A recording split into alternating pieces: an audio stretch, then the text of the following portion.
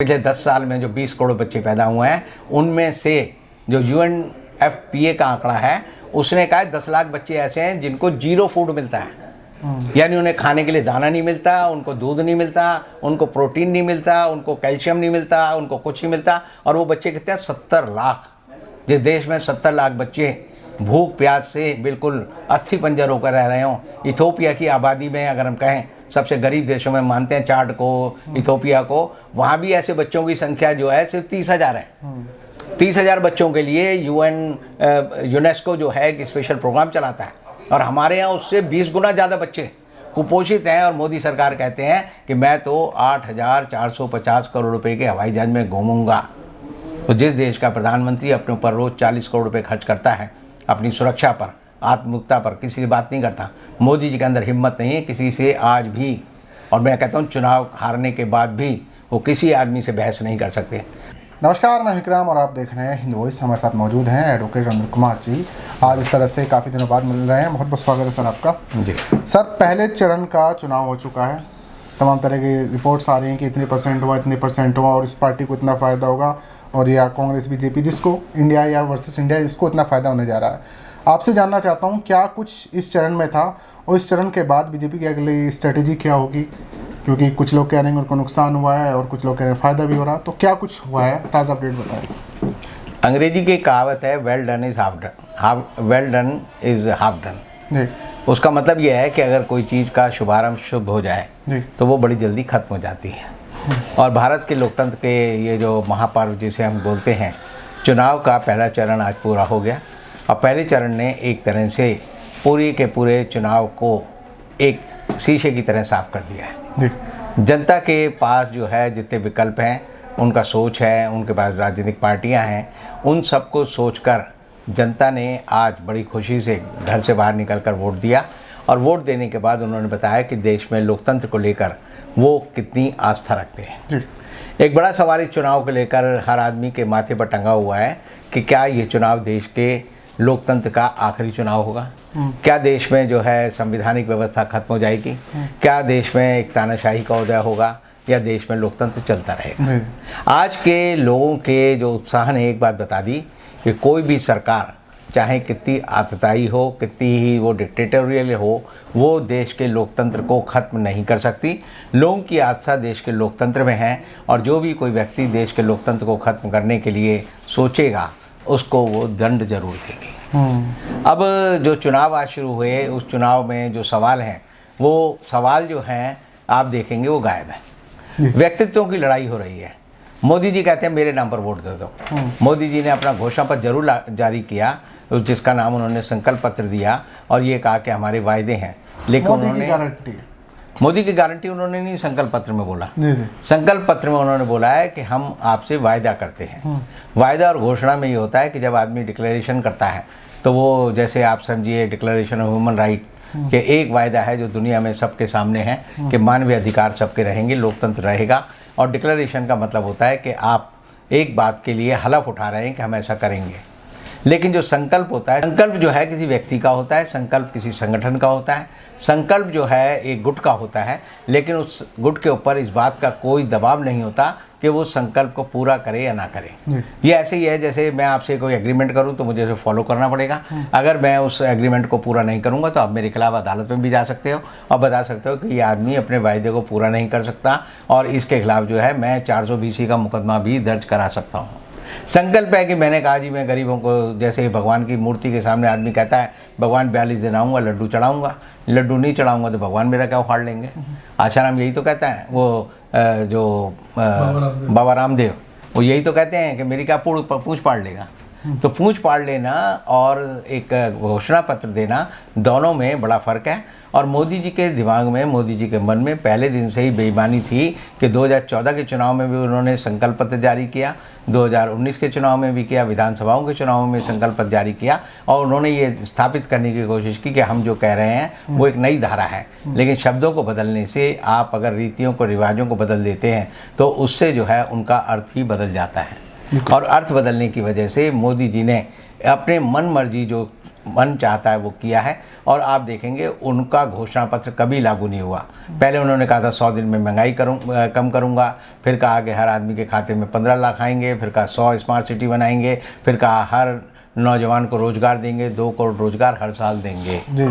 तो उन्होंने इनमें से कोई भी वादा पूरा नहीं किया। और आज सबसे बड़ा जो मुद्दा है इस चुनाव का वो बेरोजगारी है, महंगाई है और लोगों का स्वास्थ्य और शिक्षा है।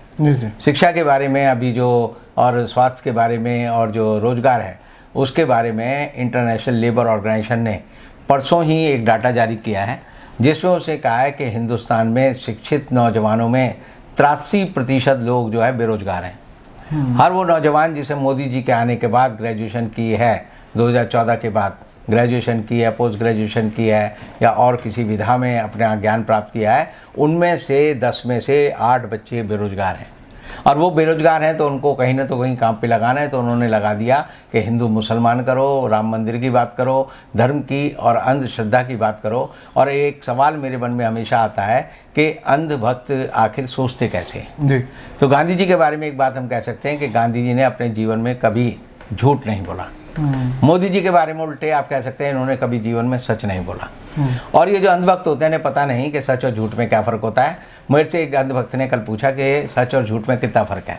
मैंने कहा सच और झूठ में उतना फ़र्क है जितना पोरबंदर और वडनगर में। तो सर पोरबंदर में गांधी जी पैदा हुए थे और वडनगर में मोदी जी पैदा हुए थे, और दोनों के बीच अगर आप GPS खोल के देखोगे तो 484 किलोमीटर का फ़र्क है। तो इस देश में जो है मोदी जी भ्रष्टाचार के प्रतीक हैं, मोदी जी झूठ के प्रतीक हैं, मोदी जी झूठे वायदे करने के प्रतीक हैं, मोदी जी जो है धन्ना सेठों के प्रतीक हैं। और इसीलिए मोदी राज में क्या हुआ, गरीब और गरीब बना, अमीर और अमीर बना।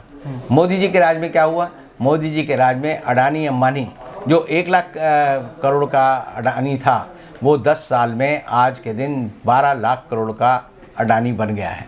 जो अंबानी 3 लाख करोड़ का अंबानी था वो आज जो है 13 लाख करोड़ का अंबानी बन गया। तो खुशी की बात है ना, हमारे देश के इतने बड़े रईस बन गए हैं पूरी दुनिया में। अगर आप 1 लाख लोगों के पेट से पैसा निकालकर, जेब से पैसा निकालकर अगर उसे अपनी जेब में भर लेते हैं और अमीर हो जाते हैं तो ये अमीरी नहीं है, गरीबी बांटना है। लोगों की मुफलिसी का आप मजाक उड़ा रहे हैं। ये जो आप देखेंगे कि गैमलिंग वाले होते हैं, अभी आपने नाम सुना ना, फ्यूचर गेमिंग जी। और दूसरा महादेव ऐप, ये क्या करते हैं, ये गरीब लोगों को कहते हैं तुम्हें लखपति बनाएंगे, झूठा सपना बेचते हैं, उनसे 1-1 रुपया लेते हैं। अगर आपने 10 लाख लोगों से 1-1 रुपया लिया और आपने जो है एक व्यक्ति की लॉटरी 1 लाख की निकाल दी तो 9 लाख रुपये तो अपनी जेब में रख लिए, एक आदमी लखपति हो गया। उसका अंत क्या हुआ, अंत यह हुआ कि 10 लाख लोगों को आपने चीट किया है। चीटिंग बोलते हैं गैमलिंग को, इसलिए जो है धूर्त कर्म माना गया है। धूर्त और धूत दोनों बराबर हैं। संस्कृत की अगर हम जो हमारी जो शिक्षा है उसमें यही पता चलता है कि दोनों का मतलब एक ही निकलता है। और इसीलिए सरकार धूर्तता से लोगों को अमीर बना रही है, अपने चहेतों को बना रही है, और जो आम जनता है जिससे आज मोदी जी वोट ले रहे हैं उसको उन्होंने लूटा है। आज मान लीजिए मुझे वोट देना है तो मुझे सोचना होगा कि मोदी जी ने 10 साल में मुझे कहाँ कहाँ लूटा है। लोग सब जानते हैं कि आपसे GST के नाम पे लूटेंगे, इनकम टैक्स के नाम पे लूटेंगे, आपको जो है वो जब टोल पे जाऊंगा तब लूटेंगे, जब मैं कोई शराब खरीदूंगा तब मुझे लूटेंगे। हर जगह सरकार मुझे लूटती है और मेरा वोट लेने के लिए मुझसे झूठ बोलकर मुझसे लूटती है। तो एक ऐसी सरकार जो सच और झूठ के बीच में फैसला करने का लोगों का हक छीन लेती है तो आप समझिए वो सरकार जो है लोगों का भला नहीं कर सकती। और इसीलिए समाजशास्त्री और राजनीतिक शास्त्री क्या कहते हैं कि लोकतंत्र में चुनाव का मतलब है कि आप 2 बुरी चीज़ों में से कम बुरी चीज़ का चुनाव करेंगे। आदमी क्या करता है, कहेगा जी ये ज़्यादा बड़ा बदमाश है तो छोटे बदमाश को बुला लें।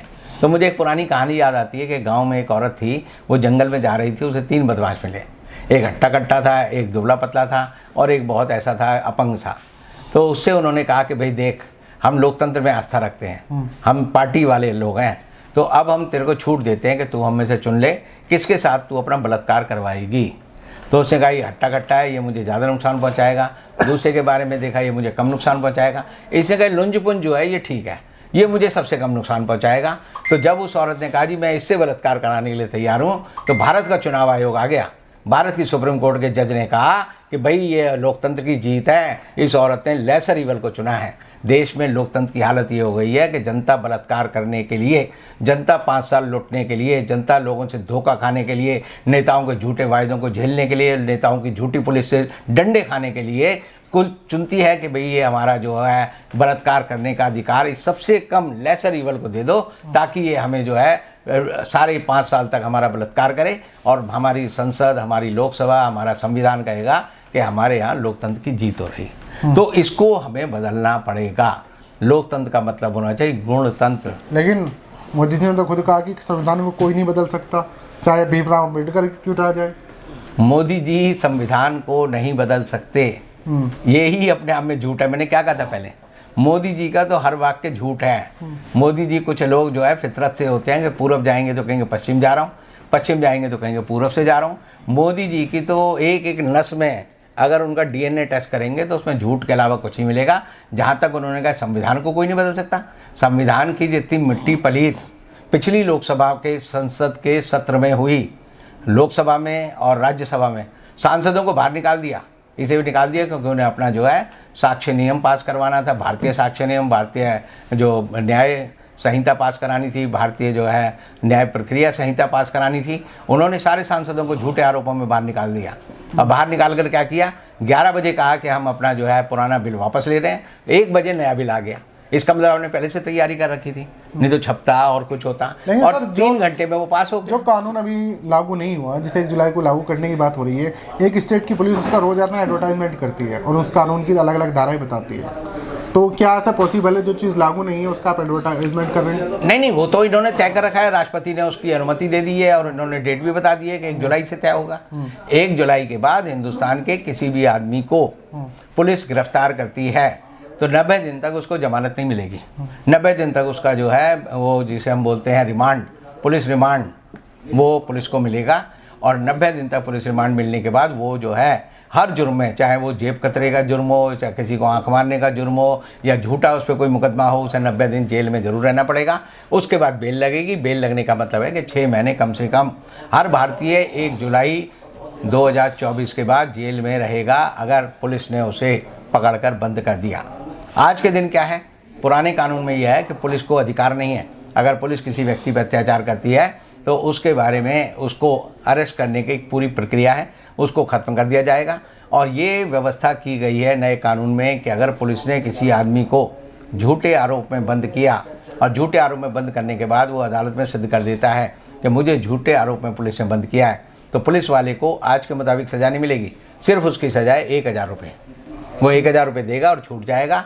इसका मतलब पुलिस किसी भी व्यक्ति को किसी भी जुर्म में, झूठे सच्चे आरोप में 2, 3, 4, 5 साल सड़ा सकती है और 1000 रुपये उस पर दंड मोदी जी की सरकार ने किया है, अमित शाह के जो गृह मंत्री है उन्होंने किया है। तो ऐसी हालत में लोगों की नागरिक आज़ादी का हाल, जो अभी यूएपीए में लोगों को हम देखते हैं जेल में हैं, ईडी के ऑफेंस में जेल में हैं, जो दूसरे और कानून बनाए हैं, पीएमएलए का कानून है या सीरियस फ्रॉड इन्वेस्टिगेशन का कानून है, उनमें लोगों को बेल नहीं मिलती।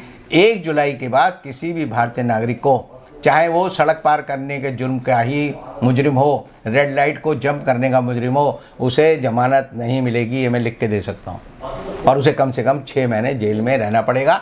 और इसीलिए सवाल जो है जनता के बीच में ना उलझे, इसीलिए मोदी जी कहते हैं जी फलाने ने, सनातनियों ने हमारे मछली खा ली, कोई नॉन वेज खा रहा है, कोई फलाना काम कर रहा है। तो मोदी जी जो है फालतू के मुद्दे उठाकर बात इसलिए चलाते हैं क्योंकि उनका जो मोदी मीडिया है वो दिन रात बताता है जी लोग देखो फलाना आदमी ने मीट खा लिया। अगर मीट खाना इतना बड़ा जुर्म नहीं है, खुद मोदी जी कहते हैं भाई कोई आदमी क्या खाए इससे हमें मतलब नहीं, कोई आदमी क्या पहने उससे मतलब नहीं, लेकिन उनकी सारी राजनीति, सारे भाषण इसी बात पर हैं। मोदी जी ने आज तक कोई आंकड़ा दिया कि मैंने इतने लोगों को, इतने लाख लोगों को रोजगार दिया? मोदी जी झूठ बोलते हैं, कहते हैं जी हमने इतनी वंदे मातरम चला ली। रेलवे की बदहाली इतनी है कि 6000 ट्रेनें चलती थी, जिसके बाद जो है 115 जो है वंदे भारत ट्रेन चल रही हैं, बाकी 3200 ट्रेनें मोदी जी ने जो रोज़ चलती थी बंद कर दी। और वो ट्रेनें बंद हो गई, कोई उसके बारे में बात नहीं करता क्योंकि लोगों को जो है मोदी सरकार भरमाने के लिए उन मुद्दों की बात करती है जिन मुद्दों का हमारे जीवन से, हमारे रोज़मर्रा जीने से कोई मतलब नहीं है।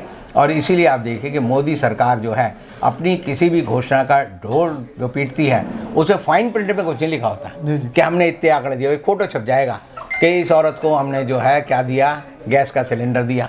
जब उससे पूछा भाई तुम्हें गैस का सिलेंडर मिला, वो बोली जी मिला है, लेकिन वो हमारे उसमें पड़ा हुआ है क्योंकि हमें भरवाने के पैसे नहीं हैं। तो गरीबी, लाचारी, बेकारी और अक्षमता और अशिक्षा, ये मोदी ने 10 साल में देश को दिए हैं। और इसलिए जो अभी UN फैमिली प्लानिंग एसोसिएशन जो है, UNFPA, उसने कहा है कि 77 साल में देश की आबादी बढ़कर दुगनी हो जाएगी।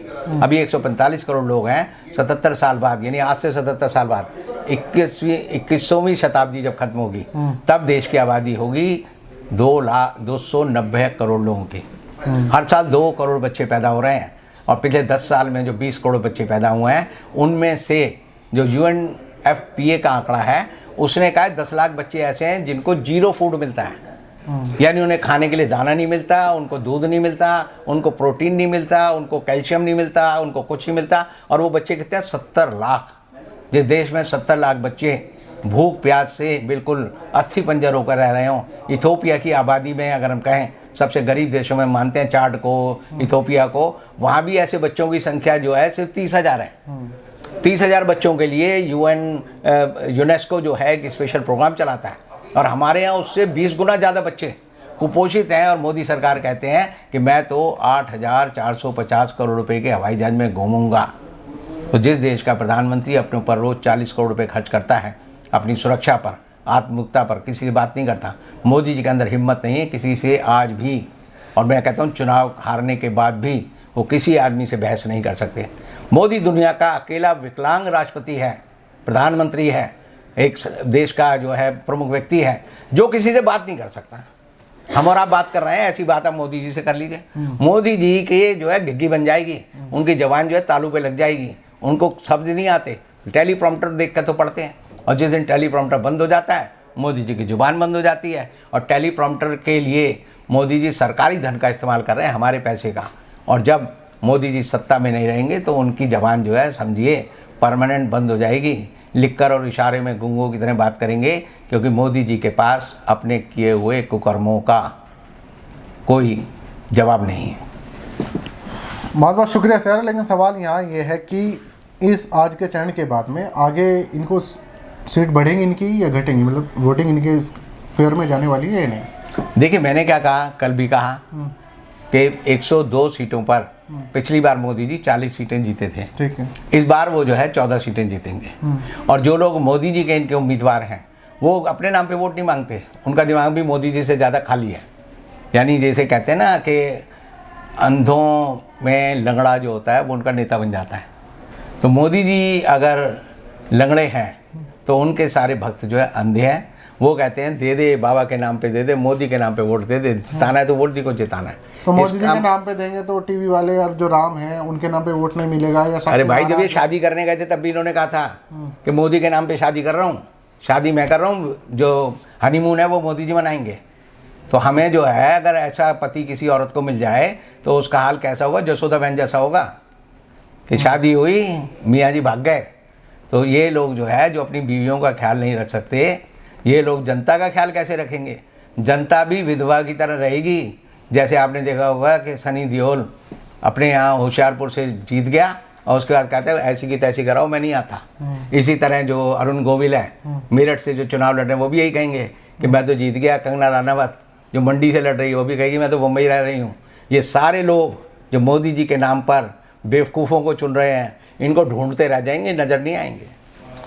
बहुत बहुत शुक्रिया सर। आप लोगों का जो कुछ कहना है नीचे कमेंट कीजिएगा, वीडियो को ज़्यादा से ज़्यादा शेयर कीजिएगा। कल फिर मुलाकात होगी सर से, तब तक के लिए दीजिए इजाज़त। नमस्कार।